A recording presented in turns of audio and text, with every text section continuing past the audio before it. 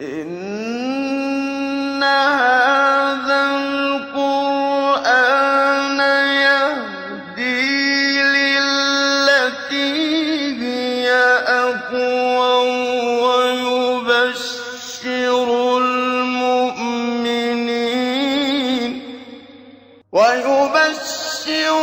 المؤمنين الذين يعملون الصالحات أن لهم أجرا كبيرا. بسم الله الرحمن الرحيم. الحمد لله رب العالمين وبه نستعين وصلى الله وسلم على سيد الأنبياء والمرسلين وعلى آله وأصحابه أجمعين ومن تبعهم بإحسان إلى يوم الدين. اما بعد. سلسلہ تفسیر کی یہ 74ویں نشست ہے اور سورۃ السبا کی 28ویں نشست ہے. اس نشست میں انشاءاللہ سورۃ السبا کی آیت نمبر 20 آپ کے سامنے پیش کی جائے گی انشاءاللہ.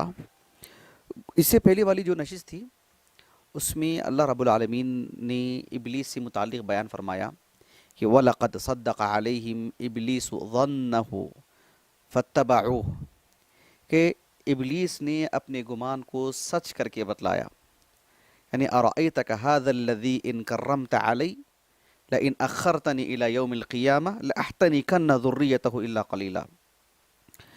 اللہ تعالیٰ سے اس نے کہا تھا کہ جو آدم کو مجھ پر جو برتری حاصل ہے، اگر اس سے کافی وہ حقد کا شکار تھا، وہ کہا کہ اگر مجھے کافی موقع مل جائے آگے زندگی میں، اور مجھے گویا کہ اس کے دل کی بات تھی، وہ یہ دعا گویا کہ ایک عبارت ہے اس کے اندرون سے متعلق، کہ مجھے لمبا موقع ملے تاکہ میں بھی ایسے ہی گمراہ کروں، تاکہ ان کی آل اولاد کو بھی جہنم سے لے کے جاؤں. بات آدم سے عداوت کی تھی نا علیہ الصلوۃ والسلام، تو چونکہ آدم علیہ السلام کی جو عداوت تھی کام نہیں کی اس کو، کیونکہ اللہ سبحانہ و تعالیٰ نے ان کو معاف کر دیا، ان کو بخش دیا، ان کو اللہ تعالیٰ نے پسند فرمایا، اور اللہ سبحانہ و تعالیٰ نے ان کو مزید مقام عطا کیا ان کے استغفار کی وجہ سے. تو یہ جو حقد تھا ان کے آل اولاد پہ نکال آئی. تو یہی صورتحال تھی بہرحال. تو اللہ سبحانہ و تعالیٰ نے کہا کہ فَاتَّبَعُوهُ، تو بیشتر بنی آدم جو ہے یعنی اس کی جھانسے میں آئے. اللہ تعالیٰ نے فرمایا وَلَقَدْ ذَرَأْنَا لِجَهَنَّمَ كَثِيرًا مِنَ الْجِنِّ وَالْإِنسِ، سورۃ الاعراف کے اواخر کی آیت ہے. تو بہرحال بڑی تعداد ہے ہی گمراہ ہوئی، نسأل اللہ العافیۃ والسلامہ. اس کے بعد اللہ تعالیٰ نے فرمایا کہ إِلَّا فَرِيقًا مِنَ الْمُؤْمِنِينَ، سوائے مومنین کی ایک جماعت کے. تو یہ کیا خصوصی طور پر ایک سبا سے جوڑ کے بات پیش کی جا رہی ہے یا ایک عام بات ہے؟ اس لیے کہ قوم سبا سے متعلق اللہ نے کہا کہ وَلَقَدْ صَدَّقَ عَلَيْهِمْ إِبْلِيسُ ظَنَّهُ، کہ قوم سبا کی بیشتر بڑی تعداد اللہ کی ناشکری کر کے وہ ابلیس کی اتباع کی. لیکن اللہ فریقا من المؤمنین، ان میں سے کچھ افراد ایسے تھے جو انبیاء علیہ السلام کی بات کو مانا اور اللہ کی ناشکری سے بچے رہے باذن اللہ تعالی. فاعرضوا میں یہ لوگ نہیں تھے. لقد كان لسبأ في مسكنهم آية جنتان عن يمين وشمال كلوا من رزق ربكم واشكروا له بلدة طيبة ورب غفور. فاعرضوا یعنی انبیاء کی بات سے اعراض کیا انہوں نے. تو ان میں سے الا فریقا من المؤمنین، یعنی کچھ جماعت تھی جو نہیں تھی، ان میں سے بچ گئی وہ باذن اللہ تعالی. اگر اس کو خصوصی طور پر جوڑیں گے، تو اگر عام رکھیں گے کہ فتبعوہ، کہ بنی آدم کی بڑی تعداد جو ہے ابلیس کی بات کو مان جاتی ہے اور مان گئی ہے، تو پھر یہ بھی عام ہی بات رہے گی کہ الا فریقا من المؤمنین، کہ مسلمانوں کی ایک جماعت بہرحال اللہ کے توفیق سے اس کے نرغے میں نہیں آتی ہے. الا عبادک منہم المخلصین، جو خود ابلیس نے کہا تھا نا کہ تیرے جو خاص مخلص بندے ہیں ان پر بہرحال میرا کچھ نہیں چلے گا. وما كان له علیہم من سلطان، اللہ نے کہا ان عبادی لیس لک علیہم من سلطان. بیشتر مقامات پر یہ آیت ہے، سورۃ الحجر میں، سورۃ صاد میں، اور سورۃ الاسراء میں، اعراف میں وغیرہ، کہ میرے جو مخلص بندے ہیں ان پر بہرحال تو حاوی نہیں ہو سکتا. تو الا فریقا من المؤمنین سے متعلق مجھے آپ کو بتلانا جو ہے وہ یہ کہ دو باتیں ہیں یہاں پر. ایک تو یہ ہے کہ عام بنی آدم میں سے جو مؤمنین ہیں، اللہ میرا اور آپ کا شمار انہیں میں سے فرمائے، وہ بہرحال اس کے نرغے سے بچے رہیں گے باذن اللہ تعالی. دوسری بات یہ ہے کہ ایک اشکال وہ یہ ہے کہ الا فریقا من المؤمنین میں جو من ہے وہ کون سا من ہے؟ کیا من تبعیض کا ہے یا من بیانیہ ہے؟ مطلب یہ ہے کہ الا فریقا من المؤمنین، مومنین میں سے ایک جماعت، یعنی من بیان کے لیے کہ مومنین کی جماعت سے متعلق ایک بیان کیا جا رہا ہے، ایک خبر دی جا رہی ہے کہ مومنین کی کل جماعت اس کے نرغے سے بچے رہے گی۔ ایک معنی یہ، اگر من کو تبعیض کا لیں گے تو مطلب یہ ہوتا ہے کہ مومنین میں سے بھی ایک جماعت ایسی ہے جو اس سے بچی ہوئی ہے، اور نہ مومنین کی بھی ایک جماعت ایسی ہے جو ابلیس کے نرغے میں آتی جاتی رہتی ہے، اس کے وسوسے کا شکار ہو جاتی ہے، اگر من تبعیض کا لیں گے تو۔ امام ابو عبداللہ القرطبی رحمہ اللہ نے عبداللہ ابن عباس کے حوالے سے رضی اللہ عنہما بہرحال یہ لکھا ہے کہ من جنس کے لیے ہے، یعنی بیان کے لیے۔ یہ بیشتر مفسرین نے اس پر گفتگو کیے ہیں، جیسے ابن عطیہ ہیں رحمہ اللہ، اور جو ابن عاشور ہیں، ابن عثیمین ہیں معاصرین میں سے رحمہم اللہ اجمعین، کہ اس کو بہرحال اس کے اندر اتنی وسعت ہے کہ اس کے اندر دونوں معنی ہیں، کیونکہ اس کے اندر دونوں معنی ہمیں ملتی ہیں۔ قاضی شوکانی نے بھی اس پر لکھا ہے۔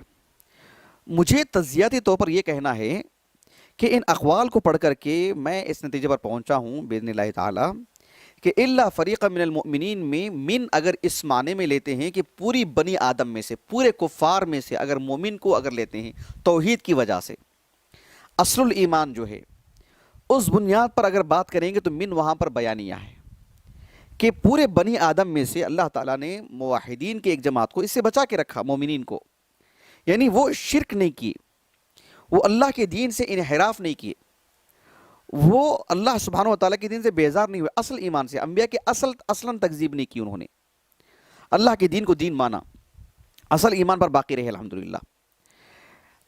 اگر من کو بیانیہ لیتے ہیں اور عام کفار سے ایک الگ جماعت کے طور پر دیکھتے ہیں، تو پھر مومنین کی اگر بات کرتے ہیں تو پھر وہاں پر من بیانیہ بھی تبعیض کے لیے بھی ہو سکتا ہے، یعنی تبعیض اس معنی میں بعض سے کہ مومنین میں سے بھی ایک جماعت بہرحال اس کی شکار ہونے سے بچی رہی، کیونکہ مومنین میں سے بھی بیشتر ایسے ہیں جو اصل ایمان پر ہونے کے باوجود بہرحال بشری تقاضا ہے کچھ گناہ کر لیتے ہیں، شیطان کے وسوسے میں آ جاتے ہیں، شیطان ان پر حاوی ہو جاتا ہے، ان سے کچھ گناہ کے کام ہو جاتے ہیں۔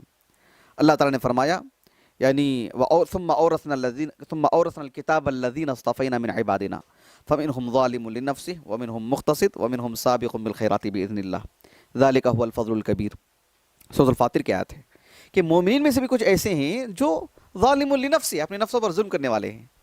تو من بیان کے لیے لیں گے تو ہم اس معنی میں لیں گے کہ اصل الایمان کی بنیاد پر بڑی تعداد میں مسلمان ہیں، مومنین ہیں جو کفار سے ممتاز ہیں، جو شیطان کے وسوسے میں نہیں آئے، شرک نہیں کی، اللہ ہی کو اپنا معبود برحق مانے اللہ کے توفیق سے۔ اگر من کو تبعیض کے لیے لیتے ہیں تو پھر معنی یہ ہوگا کہ پھر مومنین میں سے بھی ایک ہی جماعت کی جو اصل کے اعتبار سے، جس میں انبیاء ہیں، اللہ سبحانہ و تعالیٰ کے وہ عظیم صلحاء ہیں جن کو اللہ نے بچا کے رکھا، بقیہ سے تو بہرحال وہ چیز آ ہی جاتی ہے۔ وَمِنْهُمْ سَابِقٌ بِالْخَيْرَاتِ بِإِذْنِ اللَّهِ میں اگر دیکھا جائے تو وہ اعلیٰ درجے کے لوگ ہیں، لیکن جو ہیں ظالم لنفسی وہ بھی بڑی تعداد مسلمان ہیں۔ میں سمجھتا ہوں بات واضح ہوئی ہوگی انشاءاللہ۔ تو الا فریق من المؤمنین کی یہ تفسیر ہے۔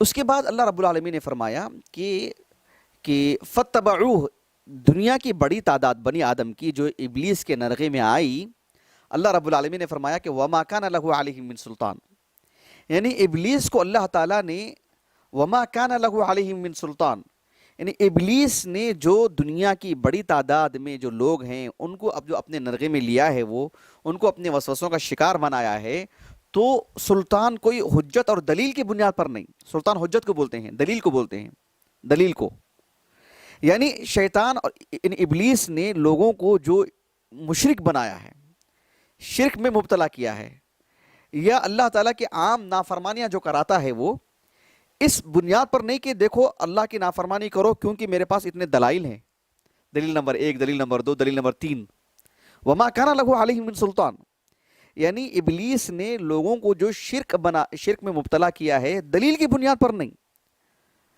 یہ تو دلیل کہاں ہے مشرکین کے پاس؟ شرک کی بھی کوئی دلیل ہے کیا؟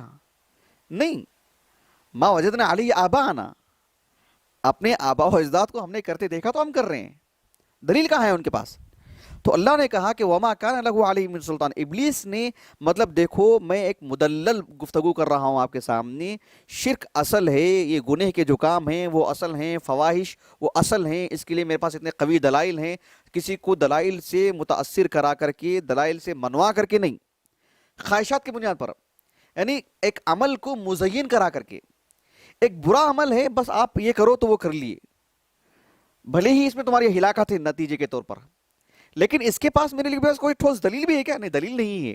وما کان لہ علیہ من سلطان. تو یہ ایک اصل چیز ہے, بلکہ شیطان کو خود اس کا اقرار ہوگا قیامت کے دن. وہ ان بندوں کے سامنے کہے گا جو اس کے وسوسے کے شکار ہوئے. اللہ تعالیٰ نے سورۃ ابراہیم کے وسط میں بیان فرمایا کہ وقال الشیطان لما قضی الامر ان اللہ وعدکم وعد الحق ووعدتکم فاخلفتکم وما كان لي عليكم من سلطان الا ان دعوتكم فاستجبتم لي فلا تلوموني ولوموا انفسكم. اللہ تعالیٰ نے کہا کہ جب قیامت کے دن فیصلہ ہو جائے گا تو ابلیس اس طرح کے لوگوں سے کہے گا جو اس کی وجہ سے جہنم میں جا رہے ہوں گے. ان سے کہے گا کہ اللہ نے تم سے وعدہ کیا تھا نا کہ قیامت برحق ہے. دیکھو وہ سچا وعدہ تھا, ان اللہ وعدکم وعد الحق. اللہ نے جو وعدہ کیا تھا وہ تو سچا وعدہ تھا. ووعدتکم, میں نے بھی وعدہ کیا تھا, لیکن فاخلفتکم, میں اس پر کھرا نہیں اترا میں. اور پھر وما کان لی علیکم من سلطان, میں نے تمہیں جو گناہ کے کام پر آمادہ کیا, کوئی دلیل پیش کیا تھا کیا میں؟ نہیں. کوئی حجت پیش کیا تھا میں؟ نہیں. الا ان دعوتکم فاستجبتم لی, میں نے بس آپ کو بلایا, آپ نے فوراً لبیک کہا. میں ایک کام کو مزین اور خوبصورت بنا کے پیش کیا, گناہ کے کام کو, اور آپ نے لپک کے لیا اس کو. کفار بھی جو اپنے, کفار میں بھی دو طرح کے لوگ ہیں, ایک رؤسا, ایک ماتحت لوگ. رؤسا جو ہوتے ہیں ہمیشہ ڈنڈے کے زور پہ ہی نہیں منواتے. آج آپ ہندوستان کو دیکھو, آپ ہندوستان کو دیکھ سکتے ہیں. ہندوستان میں کچھ ایسے لوگ ہیں جو ایک تشدد اختیار کیے ہوئے ہیں اسلام کے خلاف, مسلمانوں کے خلاف. آپ دیکھ سکتے ہیں ان کو کہ ان کے پاس کوئی دلیل ہے اسلام کے تعلق سے بتلانے کے لیے کہ اسلام مطلب اتنا معنی خیز مذہب نہیں ہے, تمہاری ضرورتیں پوری نہیں کرتا ہے. نہیں, بس ایک چمک دمک دکھاتے ہیں اور اس طرف نظریں پھیرتے ہیں, یا جو ہے مطلب کچھ ایسا روپ اختیار کرتے ہیں کہ لوگ بہرحال اس کی طرف چلے ہی جاتے ہیں. سب کو معلوم ہے کہ وہ چیز مناسب نہیں ہے, لیکن بہرحال اختیار کر لیتے ہیں. تو آپ دیکھیں, میڈیا ہو, سوشل میڈیا ہو, یا عام ٹیلی ویژن میں سے جو چیزیں ہوتی ہیں, وہ کوئی دلیل کی بنیاد پر لوگوں کو گناہ کرواتے ہیں کیا؟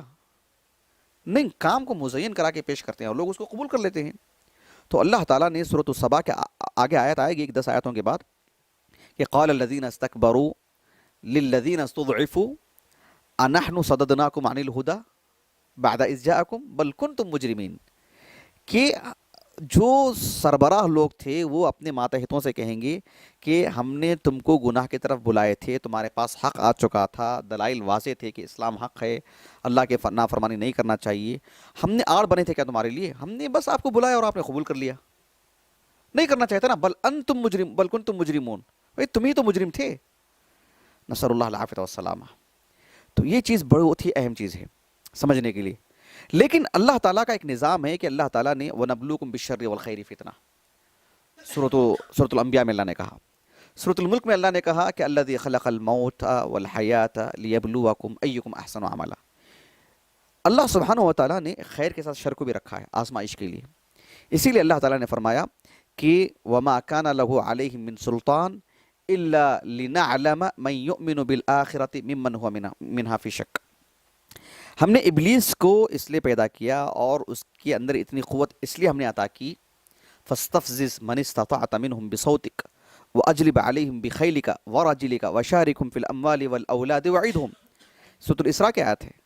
ابلیس کو اللہ تعالیٰ نے مطلب یہ جو موسیقی کے جو آلات ہیں اور لوگوں کو حرام کی طرف ابھارنا, چاہے مالی اعتبار سے ہو, اولاد کے اعتبار سے ہو, جو قوت اللہ نے شیطان کو عطا کی ہے, اللہ تعالیٰ نے فرمایا ہم نے یہ نظام اس لیے رکھا ہے تاکہ لنعلم من یؤمن بالآخرۃ ممن هو منہا فی شک, کہ قیامت کے دن پر کون ایمان لاتا ہے اور کون ایمان نہیں لاتا ہے, کون شک میں مبتلا رہتا ہے, کون شیطان کے وسوسوں میں آ کر کے یہ سمجھتا ہے کہ بھائی جو بھی ہے اس دنیا میں مزہ اڑا لیں گے کیونکہ آخرت کہاں ہے, کون شک میں مبتلا رہتا ہے, اور کون اس یقین پر رہتا ہے کہ یہ شیطان گمراہ کر رہا ہے, اس کے چکر میں نہیں آنا چاہیے کیونکہ قیامت برحق ہے. لِنَعْلَمَ مَنْ يُؤْمِنُ بِالْآخِرَةِ مِمَّنْ هُوَ مِنْهَا فِي شَكٍّ۔ اس جانچ کے لیے ہم نے ابلیس کو بھی ایسا رکھا ہے، ابلیس کو اتنی طاقت دے رکھی ہے۔ تو اللہ سبحانہ وتعالیٰ کا ایک نظام ہے یہ، لیکن اللہ رب العالمین نے جو یہ بات کہی کہ لِنَعْلَمَ، تاکہ ہم جان لیں، تو یہاں پر ہم کو یہ بات معلوم ہونی چاہیے کہ اللہ سبحانہ وتعالیٰ کا جو علم ہے اس کی دو قسمیں بیان کی جاتی ہیں۔ قدیم زمانے سے اہل علم اس تعلق سے جو ہے رہنمائی کرتے آ رہے ہیں۔ ثعلبی نے بھی لکھا ہے رحمہ اللہ الکشف والبیان میں، اور شیخ ابن عثیمین رحمہ اللہ نے تو مفصل لکھا ہے اپنی تفسیر میں۔ اللہ سبحانہ وتعالیٰ کے علم کی جو دو قسمیں ہیں، ایک وہ ہے جو سابق علم ہے اللہ رب العالمین کا، اللہ سبحانہ وتعالیٰ کو اس کا علم ہے کہ فریق فی الجنہ و فریق فی السعیر، کون جنتی ہیں کون جہنمی ہیں، اللہ کو علم ہے۔ اللہ کو اس کا علم ہے کہ کل کون کون پیدا ہونے والے ہیں اور وہ کب تک رہیں گے اور دنیا میں کیا کیا کریں گے، سب معلوم ہے۔ ایک تو وہ علم ہے ازلی علم، یعلم ما بین ایدیہم وما خلفہم، سورۃ آیت الکرسی میں اللہ نے بیان فرمایا۔ سورۃ الحج میں اللہ تعالیٰ نے کہا الم تعلم ان اللہ یعلم ما فی السماء والارض ان ذلک فی کتاب ان ذلک علی اللہ یسیر۔ کیا تم نہیں جانتے کہ آسمان و زمین کا سب علم اللہ کو ہے اور اللہ نے اسے لکھ بھی رکھا ہے؟ یعنی اللہ نے مجھے آپ کو آسمان و زمین کو پیدا کرنے سے 50,000 سال پہلے قلم کو پیدا کیا اور کہا کہ اکتب، جو کچھ ہونا جا رہا ہے سب لکھو۔ یہ صحیح مسلم کی حدیث ہے کتاب القدر کی۔ کہنے کا مطلب یہ ہے کہ اللہ تعالیٰ کو سب کا علم ہے، سب چیزوں کا علم ہے۔ ایک تو وہ جو علم ہے وہ علم ہے رب العالمین کا، لیکن اس علم کی بنیاد پر کسی کو سزا اور کسی کو ثواب، کسی کو اجر، ایسا نہیں ہوتا جب تک کہ اللہ تعالیٰ کا جو علم ہے، جب جو چیز ہونی ہے جب ہو جاتی ہے، اس کے بعد پھر عذاب اور ثواب کا معاملہ جڑتا ہے۔ یعنی مان لیجئے کہ میں اور آپ ہیں، میں اور آپ تو کیا، یعنی اس کائنات کے پیدا ہونے سے پہلے اللہ کو اس کا علم ہے کہ آج ایک شخص پیدا ہوگا، اس کی اتنی عمر ہوگی، وہ یہ کرے گا، سب علم ہے۔ لیکن اس علم کی بنیاد پر اللہ تعالیٰ ہمیں ثواب اور سزا، لا قدر اللہ سزا سے عذاب سے بچائے، وہ ہم سے جوڑ کے نہیں رکھے گا۔ بات واضح ہو گئی؟ لیکن جب وہ وقت آ جائے گا کہ جب اللہ ہم کو اس دنیا میں لانا ہے، ہم آ گئے اور ہم کو وہ عمر دی، ہم کو وہ مواقع دیے نیکی کمانے کے یا گناہ میں مبتلا ہونے کے، نسأل اللہ العافیۃ والسلامہ، اور ہم نے اللہ کی توفیق سے نیکی انجام دی اور اللہ نے قبول کیا باذن اللہ تعالی، اللہ قبول فرمائے، تو اس پر ثواب ملے گا، اس وقت اللہ تعالیٰ اسے سزا دے گا، وہ چیز ہوتی ہے۔ تو یہاں یہ مفہوم نہیں ہے کہ لنعلم، تاکہ ہم جان لیں، کیونکہ ہمیں خبر ہی نہیں ہے، ہم جان لینے کے بعد ہم کریں گے، نہیں، نعوذ باللہ، اللہ کو علم ہے اس کا پہلے سے۔ اس طرح کی اسلوب کی آیتیں قرآن مجید میں بہت ہیں۔ مثلا دیکھو آپ سورہ آل عمران میں اللہ نے کہا ام حسبتم ان تدخلوا الجنہ ولما يعلم اللہ الذین جاہدوا منکم ويعلم الصابرین، کیا تم یہ سمجھتے ہو کہ تم جنت میں داخل ہو جاؤ گے؟ اب تک تو اللہ نے جانا ہی نہیں ہے کہ تم میں سے کون محنت کرنے والے ہیں، کون تم میں سے جہاد کرنے والے ہیں، کون تم میں سے صبر کرنے والے ہیں۔ فعل مضارع پر جب لما آتا ہے تو اس کا معنی یہ آتا ہے کہ اب تک تو وہ خبر ہی نہیں ہوئی ہے نا، آگے کا دیکھیں گے، اب تک تو ہوا ہی نہیں اسے، یہ مطلب ہوتا ہے اس کا۔ لما یعلم اللہ الذین جاہدوا منکم، تم میں سے کون کون جہاد کریں گے، کون کون اللہ کے راستے میں محنت کریں گے، ابھی تک تو اللہ کو علم ہی نہیں ہوا اس کا، اللہ نے جانا ہی نہیں، عیاذا باللہ۔ یہ مطلب ہے اس کا کہ کل تم کرو گے تو اللہ کو علم ہوگا؟ ابدا، نعوذ باللہ من ذالک، تو عین کفر ہو جائے گا۔ مطلب یہ ہوا کہ ایک علم وہ ہے جو اللہ نے اصل کے اعتبار سے جان رکھا ہے، اس پر ثواب اور عقاب، ثواب اور سزا کی بات اللہ نے نہیں جوڑ رکھی ہے۔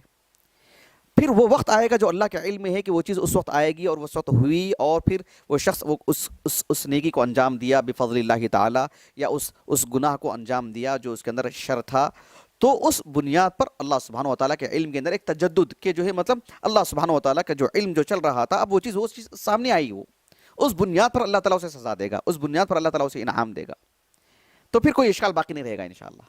ورنہ لنعلم سے یہ مفہوم کبھی نہیں لینا چاہیے۔ بات واضح ہوگی؟ تو اللہ تعالیٰ نے فرمایا کہ یعنی لنعلم من یؤمن بالآخرۃ ممن هو منها فی شک۔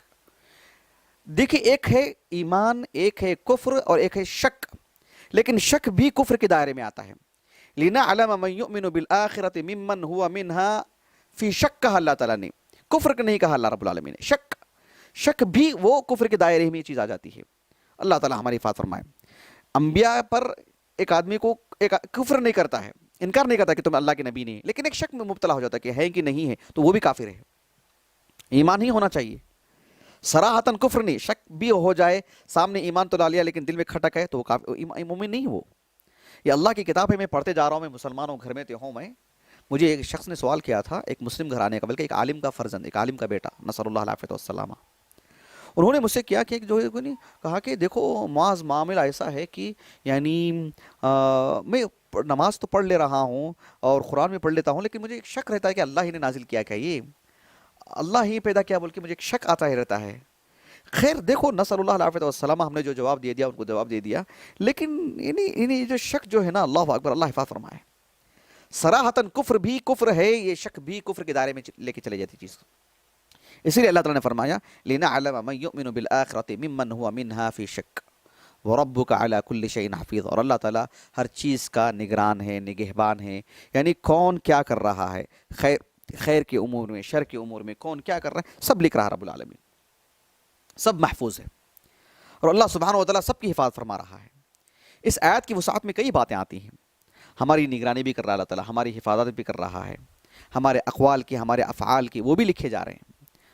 وَتَرَى الْمُجْرِمِينَ وَوُضِعَ الْكِتَابُ فَتَرَى الْمُجْرِمِينَ مُشْفِقِينَ مِمَّا فِيهِ وَيَقُولُونَ يَا وَيْلَتَنَا مَا لِهَذَا الْكِتَابِ لَا يُغَادِرُ صَغِيرَةً وَلَا كَبِيرَةً إِلَّا أَحْصَاهَا. سورۃ الکہف کی وسط کی آیت ہے. سورۃ القمر کے آخر میں دیکھو وَكُلُّ صَغِيرٍ وَكَبِيرٍ مُسْتَطَرٌ، ہر چھوٹی موٹی چیز لکھی جا رہی ہے، کوئی چیز مطلب فوت نہیں ہو رہی رب العالمین کے علم سے. کیسے ہو سکتی ہے عیاذاً باللہ. تو ان ربک علی کل شیء حفیظ، اللہ سبحانہ و تعالیٰ جو خیر کے لیے جا رہے ہیں، جو شر کے لیے جا رہے ہیں، سب کا نگہبان، سب کی حفاظت کر رہا ہے، اور سب کے کام کی بھی حفاظت کر رہا ہے رب العالمین، تاکہ کل قیامت کے دن سامنے رکھے گا رب العالمین. اللہ تعالیٰ سے دعا ہے کہ اللہ تعالیٰ ہمیں نیک صالح مسلمان بنائے، شیطان کے وسوسوں سے اللہ ہماری حفاظت فرمائے، اللہ کی نعمتوں کا شکر گزار بنائے، اللہ تعالیٰ کی نافرمانیوں سے اللہ ہمیں بچائے، ظاہر میں بھی باطن میں بھی. اللہ تعالیٰ اس بیٹھک کو، اس مجلس کو، ہمارے والدین، ہمارے اساتذہ، ہمارے کل معاونین، ہمارے اہل خانہ اور ہمارے مشاہدین، سب کے لیے اللہ تعالیٰ ذخیرہ آخرت بنائے، ہمارے حسنات میں شمار فرمائے. آمین. سبحانک اللہم و بحمدک، اشہد ان لا الہ الا انت، استغفرک و اتوب الیک.